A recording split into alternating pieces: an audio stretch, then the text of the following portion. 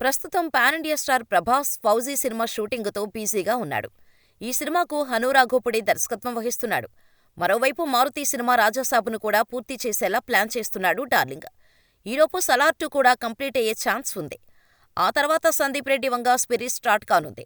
ఈ cinema shooting సమయంలో మరో సినిమాకు డేట్స్ లేకుండా ప్రభాస్ ప్లాన్ చేస్తున్నాడు. ఆ తర్వాతే కల్కి 2 ఉండనుంది.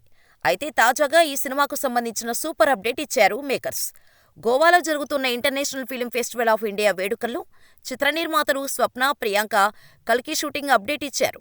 పార్ట్ 2కి సంబంధించిన ప్రీ ప్రొడక్షన్ పనులు జరుగుతున్నాయి.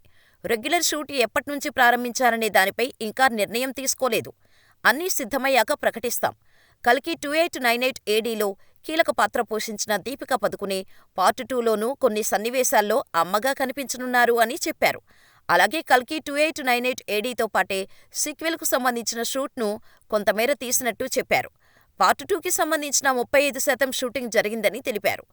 ఇక వైజయంతి మూవీస్ పతాకంపై అశ్వనీ దత్ కల్కి 2898 ఏడీ చిత్రాన్ని నిర్మించగా ఏకంగా 1000 కోట్లకు పైగా వసూళ్లు రాబట్టింది. దర్శకుడు నాగశ్విన్ ఈ సినిమాతో ఆడియన్స్ని కొత్త ప్రపంచంలోకి తీసుకెళ్లాడు. ఈ చిత్రంలో అమితాబ్ బచ్చన్ అశ్వత్థామగా, కమల్ హాసన్ సుప్రీం యాస్కిన్గా నటించగా విజయ్ దేవరకొండ, దుల్కర్ సల్మాన్ అతిథి పాత్రలతో మెప్పించారు. మరి కల్కి 2 రిలీజ్ ఎప్పుడు ఉంటుందో చూడాలి.